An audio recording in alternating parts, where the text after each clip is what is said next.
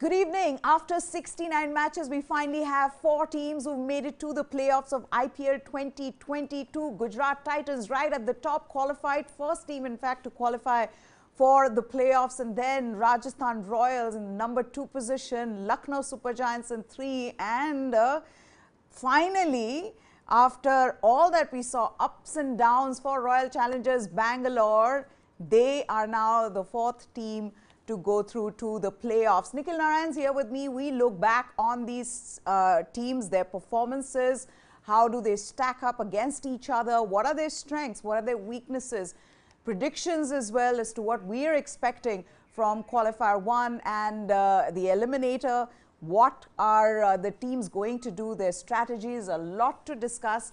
But first, the big talking point to have come out now from this season is that the most successful teams didn't make it to the playoffs. In fact, they were the teams that were the first ones to get out, to be eliminated from the race. So, Mumbai Indians, Chennai Super Kings, Kolkata Knight Riders. All 3 were eliminated, one after the other, and that is the big talking point, Nikhil. The fact that Mumbai Indians, the most successful team, they were out, CSK were out, and the thing that stood out was that they didn't even give a fight. You know, you would expect them to at least win some games, right. Emphatically.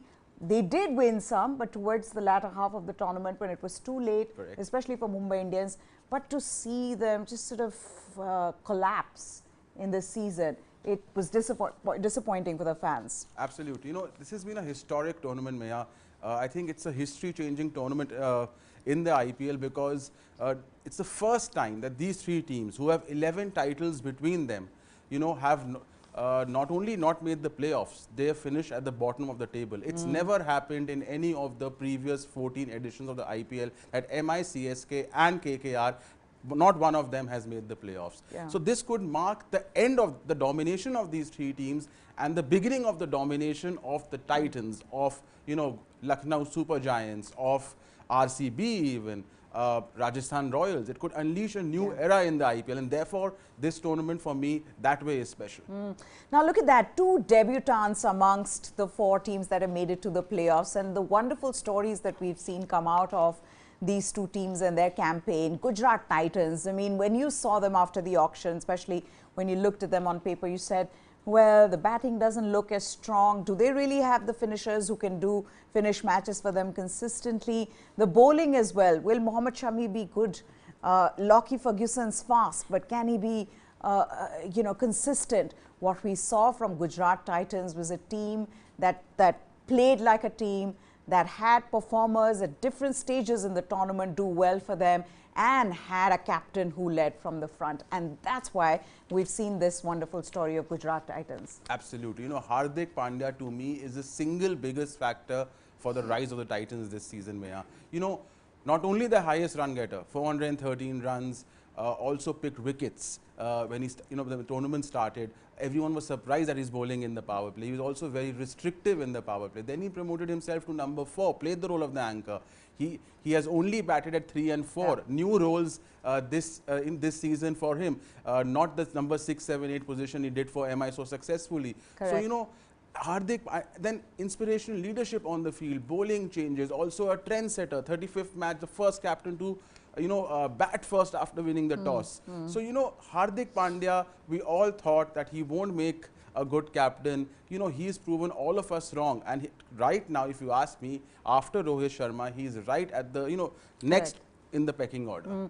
And then it wasn't just Hardik Pandya, was it? I mean, you had Rahul Tewatia finishing matches for them. You had their bowling do well for them. Mohammad Shami, especially in the first half of the tournament, every time he got the new ball in the power plays, you knew he was going to get you a couple of wickets, and that would dent the opposition earlier on. Look at that, Miller and Tewatia, 3 match-winning partnerships, Nikhil, that changed things around. Then there was Rashid Khan, who won them a game on the last ball. Most wickets in the power play for any team, like we said with Mohammad Shami. Absolutely. So everything else also came together. And then there is the legend of Rashid Khan, who yet again showed how valuable he is in this format. Absolutely. You know, the bowling, see, the batting surprised everyone. The batting surprised Correct. everyone. You didn't expect Hardik to do so well. You didn't expect Shubman Gill to, you know, start the tournament so well, playing the role of aggressor. Miller again, Tewatia doing it again. But the bowling was expected to do well. Shami, you know, excellent in the power play. Rashid Khan, Mr. Consistent in the middle overs. So the bowling has been, you know, the backbone of the Titans' success this season. You know, they have 3 world-class bowlers and also good support from Hardik. So absolutely brilliant with the ball, the Titans.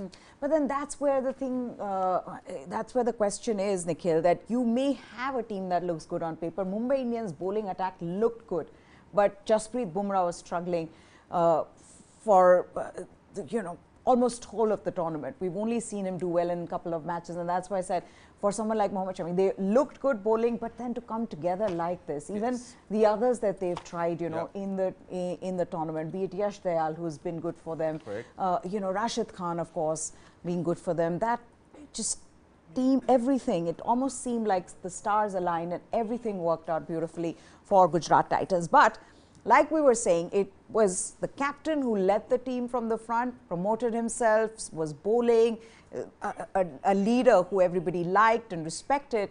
But more than that, it was the team itself. The whole team pitching it at various stages in the tournament. That was the difference. You didn't have just a couple of players who were constantly performing, which we've seen with some of the other teams, especially like Lucknow Super Giants. You'd have their openers doing well mostly. And Deepak Hooda. And Deepak Hooda. But in Gujarat's case, it's a team performance. Absolutely.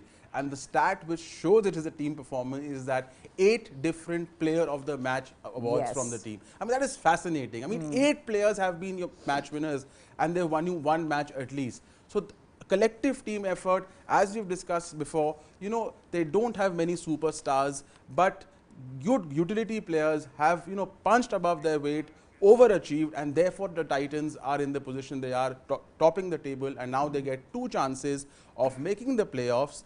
And even if they lose the first match, the qualifier 2 they play is in Ahmedabad in front of 1 lakh Gujaratis. Supporters. Oh, yes. So that is going to be a huge factor in that stadium, Narendra Modi Stadium, you know, which is, you know.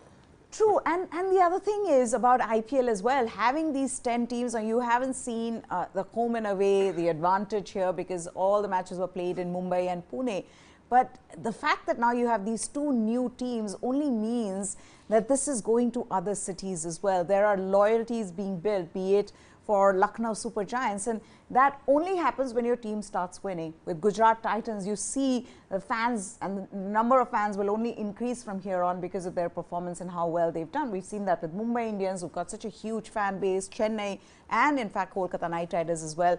Royal Challengers Bangalore, surprisingly, also have a huge fan base, haven't been able to win a trophy, but that's for other reasons, because they've had stars like Virat Kohli, AB de Villiers, Chris Gayle and the others. But Gujarat Titans now, you can expect Gujarat and Lucknow to have serious, solid loyalty from their fans. Okay, let's move on then to the next team, Rajasthan Royals. Right after the auction, we said great team on paper. They've got a very good bowling attack. Batting is, you know, exceptional. They've got good openers. Everything was working out well for them.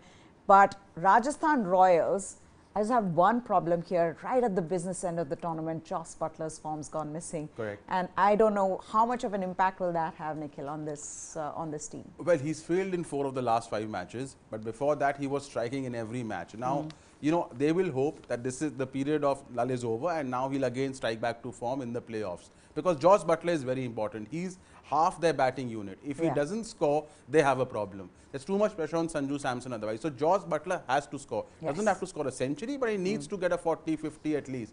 So Jos Buttler, you know, coming back to form, very crucial in the playoffs for the Royals. Apart from that, Samson has played a decent support act in this tournament, but he hasn't yet, you know, won them a match single-handedly. And that has been, you know, one complaint of Samson in this tournament. Shimron Hetmyer, for me, the other, you know, X factor, absolutely brilliant, you know, and destructive in the death overs, one of the finishers of the tournament. As you can see, 374 runs striking, 150. That strike rate rises to, I think, more than 200 in the death overs. He's yet to produce a big knock. I think that's for Sanju Samson. So absolutely brilliant Shimron Hetmeyer in the death overs. Correct. But also I think the strength of the Royals is not their batting. The strength of the Royals is their bowling. If Titans have 3 world-class bowlers, Maya, the Royals have 4 world-class bowlers. 6 of 9 wins, highest impact player have. So this is an amazing stat. In 6 of their 9 wins, correct, the highest impact player has been a bowler for the Royals, wow, which shows, in spite of Joss Butler doing what he's done, Joss Butler is in the remaining 3. So, correct, which shows how good has Yuzvendra Chahal been, how good has Prasidh Krishna been. Trent Bolt is now coming into his own, and R. Ashwin, we just saw what he did with the bat and ball in the previous match. So Chahal, trump card in the middle overs. Bolt, although not at his best, 8 wickets, economy rate in 6.9 for power play, very good. Krishna, very impressive again in the power play. Ashwin controlling the middle overs, and now also very, uncanny to how he bats in Test cricket. He's now producing those cameos in T20 cricket. So Rajasthan, the bowling again, I think is collectively peaking at the right time. They just need Joss Butler to, score on the top of the order. I think this is a very dangerous team. This is a very dangerous team, and even if Joss Butler gets going in the first 4 overs, you can see him with the strike rate at which he strikes the ball. You can see that they get off to a good start. So that's something. But Ashwin's role has been important with the bat as well. And this is what he said, I think, in one of the interviews, saying, I was told before the tournament began that I would be either be asked to open or come at number 3. I didn't know I'd be finishing matches for them, but that's exactly what he did in the last game that Rajasthan Royals played. Okay, so that's Rajasthan Royals. Now, let's move on to team number 3, Lucknow Super Giants. Another debutant at this ball.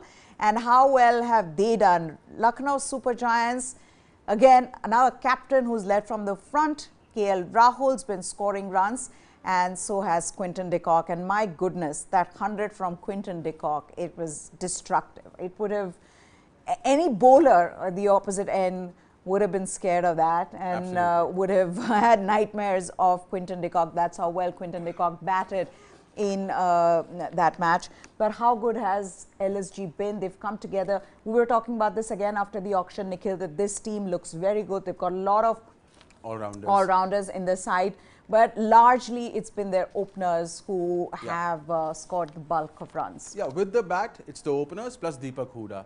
I mean, 577 runs, average of 44. QDK and Rahul, have been the most consistent and prolific opening pair in the tournament. They've also overtaken Shaw and Warner, also because Prithvi Shaw got typhoid and he's not been playing. Correct. Both individually aggregate in excess of 500. We know KL Rahul has been an IPL run machine. He's aggregating 600 plus runs in almost every season, last 3 seasons.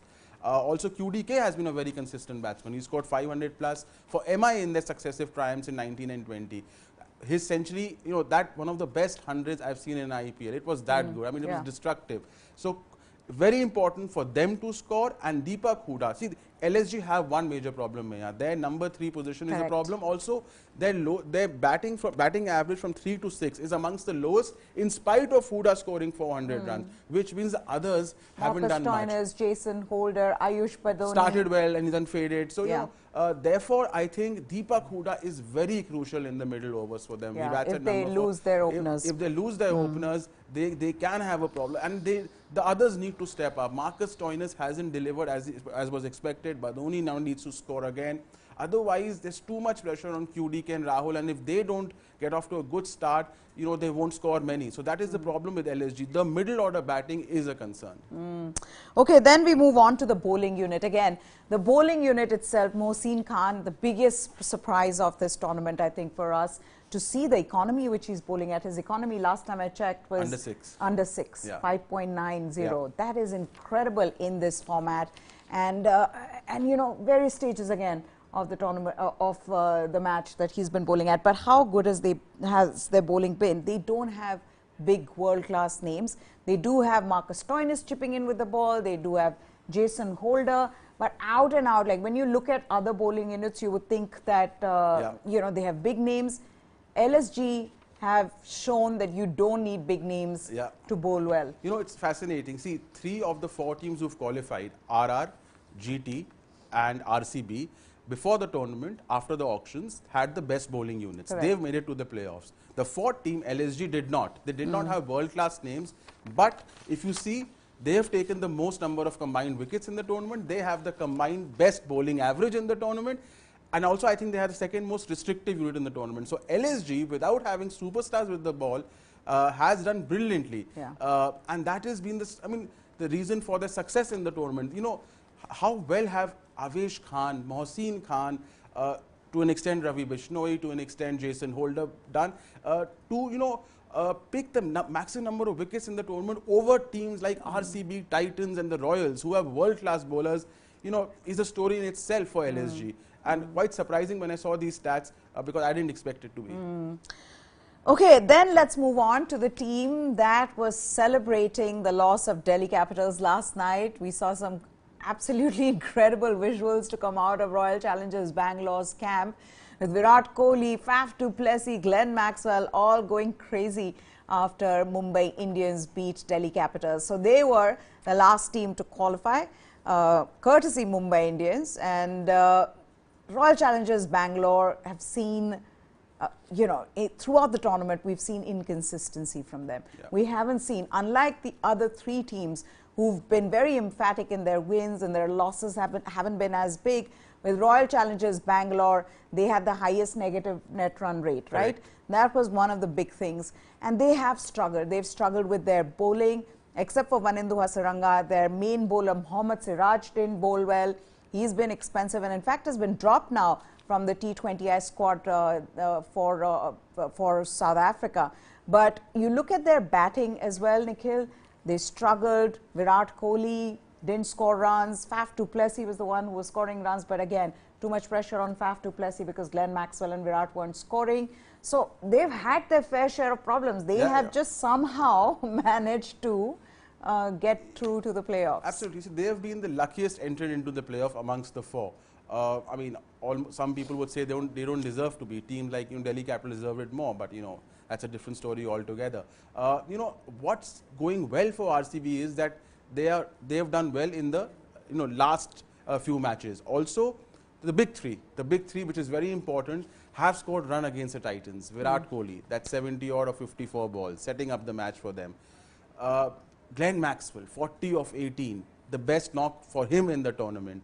And then also Faf du Plessis. Faf du Plessis, now I think, now that Virat Kohli and Glenn Maxwell have scored runs, we just might see the best of Faf, which is the aggressor Faf, in the playoff matches, and that's going to be a game changer for RCB because Faf can single-handedly win you matches after matches. So he has the big match temperament. He's done it for South Africa. He's done it in T20 leagues. So beware of Faf du Plessis in the remainder of the matches because now he knows that Virat and Maxwell have some confidence with them, with their performance against the Titans. As far as the lower order is concerned, much depends on Dinesh Karthik, who was the finisher in the first half when the top three were failing. And has been rewarded with a T20I. Absolutely, and deservingly so. So Dinesh Karthik, absolutely one of the best finishers of the tournament, along with Shimron Hetmeyer.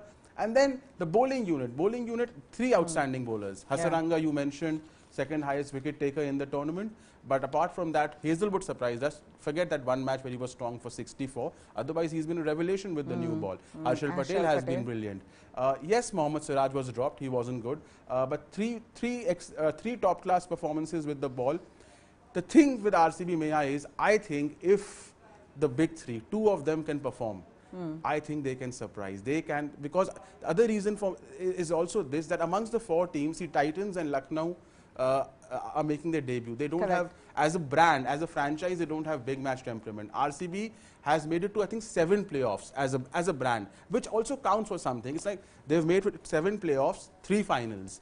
Now, RCB, no other team has as much experience as a brand of making these finals. I know teams have changed and, it's a completely new team, but still there is a value if a team reaches a final, like MI made it to 5 finals, it counts for that. So therefore, RCB, has the big match temperament as a franchise, and RCB just has, 3 world-class batsmen.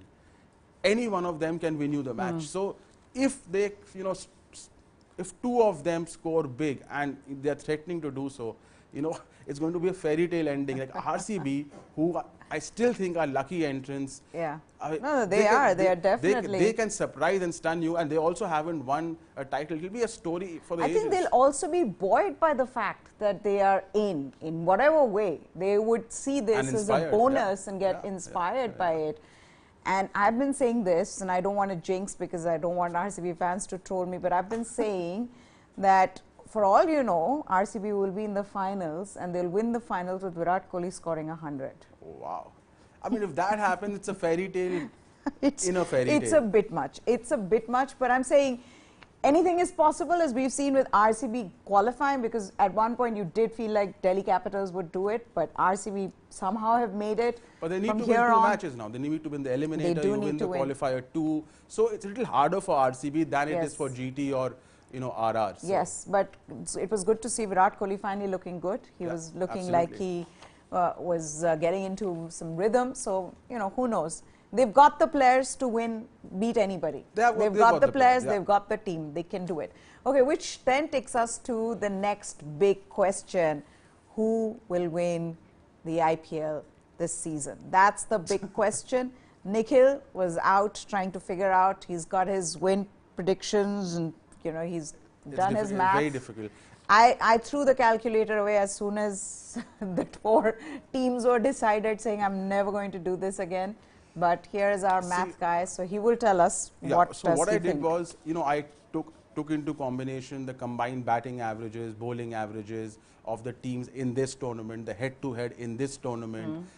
If the teams overall have had big match temperament, as we just discussed, how many playoffs they've made, etc. in the past. Give also conditions in Calcutta and Ahmedabad took into account which team is playing where. Reportedly there is grass at Eden Gardens. It's going to help the fast bowlers. Both the Titans and the Royals who play there, you know, have brilliant fast bowlers in their ranks. So taking into consideration also the position matters, 1, 2, 3, 4, because 1 and 2 get 2 chances. According to my calculations, RR had, I think, the maximum chance of winning, just 5% more than GT, 40% to RR, 35 to GT, and then I think RCB and LSG. That is what came up when I did LSG fans will not be happy with you. I mean, this is unbiased, but according to me, RR has the maximum chance of winning the title, then Gujarat Titans, then RCB, then LSG, which means RR will,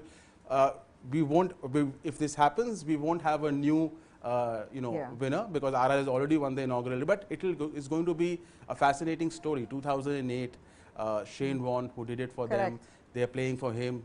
It's an emotional season for RR. So it's going to be a fascinating story also if RR wins. I mean, of course, with each of these teams, it's a fascinating story. Gujarat Titans debut, LSG debut, RCB, the whole Virat Kohli angle, not as captain, what has transpired. So it's a unique story if any one of these wins, but minor advantage to RR, at least according to the little calculations I did. Okay, now I'm happy that you predicted RR because I mean, I'm from Rajasthan, why not? I think RR should win. Go RR, go Rajasthan Royals. But if I just look at how the teams have performed through the season, and I know that it'll come down to playoffs and, you know, it's a do or die kind of a situation from here on. But you look at Gujarat Titans, and if you just see how well they performed in the league stages, they deserve to win the IPL. That is my only thing. Now, again, a lot of people will say, then why have this? Let's just finish it at playoffs. I mean, at the league stage, whoever tops it. I get that point. But I also feel with Gujarat Titans, they've been the standout performers. They've been the best in the league stages. No one's come close to them. RR has come close, but not close enough. Correct. And why I also think that they deserve to win is because when you look at their team on paper again, and you know, some people will say, but that doesn't matter, it's how you perform on the field. But when you look at the team on paper, not too many people would have thought that they would be the first team to qualify, correct? So I just feel like it's a wonderful story, and it would be nice for it to culminate in that way with Gujarat Titans going into the finals and then winning it. And in Ahmedabad, I'm telling you, if that happens, there'll be a statue, not only a statue of Hardik Pandya, he'll be the next Chief Minister of Gujarat. That's going Hardik Pandya has been rewarded with a call-up into the T20I squad, which is huge. It is huge. Given that he was dropped right after the T20 World Cup. Great comeback. He wasn't bowling. You know, of course, injury being a huge concern for him. He has come back. He's bowled in those first first few matches and he was good in them. Then didn't bowl for a while, again got injured, had a niggle, then started bowling again. But I do feel it seems like a wonderful fairy tale. I mean, RCB's fairy tale, yes, okay, it's just for RCB fans. More Kohli related. They don't deserve to win. Fair enough. They don't deserve to win. Fair so enough. If they win, great. I mean, again, like I said, it's a, you know, that's what happens in knockout matches. But if you just look at how well the teams have done, how they stacked up before the IPL began, I think it would be a wonderful will be an insane And I don't think anybody would grudge that win to Gujarat Titans. Absolutely. Even the other teams, a given how well win they no one would have predicted, but a win which will be the, you know, the most fascinating story of this season. Absolutely. Okay. So here's my question to you before we wrap this up. This was the prediction. This was your unbiased prediction. Now tell me your biased prediction. Who do I want should win? Also RR. Reasons being that Shane Warne angle is a little, and also I like the RR team. They're always sort of understated, you know. I like that sort of thing. RCB doesn't deserve, so I'm not supporting them. LSG has been a little inconsistent in the last few matches. Who's the fourth team? Gujarat Titans. Gujarat Titans, yes, I do like the team, but just because they were not in my playoff preview at the beginning of so, you know. No, by the way, I have 2 of the teams from my playoffs. Yeah, I know. The preview. 2 out of 4. 2 out of 4. Yours also 2 out of 4 because we went for DC and you went for Mumbai and I went for. MI has spoiled my chances. I went for Punjab Kings. Okay. Well, then that's it in our special playoffs predictions. What do you think? Who do you think will win? Who do you think deserves to win? Who do you think will be the man of the match in qualifier 1, eliminator qualifier 2?